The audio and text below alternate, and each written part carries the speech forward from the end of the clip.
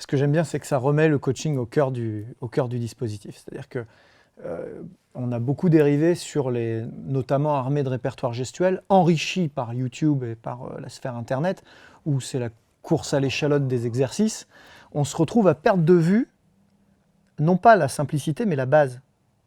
La vraie base, les fondements de notre rôle, notre présence auprès des athlètes.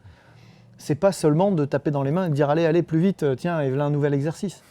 C'est de leur transmettre la qualité dans ce qu'ils font. Et justement, cette notion de pilotage des appuis, pour moi, paraît remettre vraiment le coaching au cœur du dispositif, l'expertise au cœur du dispositif. Quand je le vois en poids et haltères, je fais le lien et le parallèle avec de quelle manière on va aborder, par exemple, un mouvement haltérophile, un épaulé jeté ou un arraché. Bien souvent, on prend le problème par le mauvais bout de la raison. On part par la trajectoire de barre, par la triple flexion, par la triple extension. Ok, évidemment, ce sont des finalités évidentes qu'on va transférer dans la pratique. Fort bien.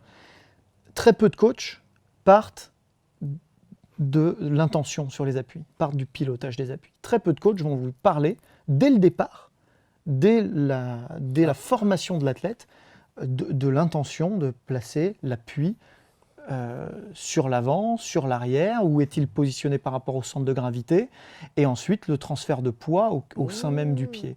Très peu vont avoir... Il y a cette dynamique-là en haltérophilie. Ah, tu m'apprends quelque chose. Parce qu'à un moment donné, j'étais un peu dans le dubitatif. Je me disais, tiens, le pilotage des appuis en haltérophilie, sachant la base stable que va rechercher l'haltérophile pour tirer sa charge, je me dis, et là, tu viens de m'expliquer, donc il y a tantôt transfert du poids vers l'avant, tantôt à plat et de nouveau vers l'avant. Et tantôt, même, il y a même un passage où on va tirer un tout petit peu plus en talon, on va revenir à plat au milieu. Après, en fonction des stratégies, donc différents coachs vont avoir différentes approches dans la partie spécifique, je ne vais pas rentrer dans le détail, mais nous, en préparation physique, on va chercher parfois à demander justement à sauter et à faire du bruit avec les pieds, et parfois à glisser un peu à la chinoise, en faisant un minimum de bruit pour un écartement des appuis. Alors, et il y a aussi cette notion de pilotage des appuis qui n'est presque jamais abordée. Si dans une discipline comme la tienne, qui est quand même, au sens noble, perçue comme une discipline statique en termes de déplacement, c'est la barre qui prend toute la vitesse, j'ai bien compris, on la génère.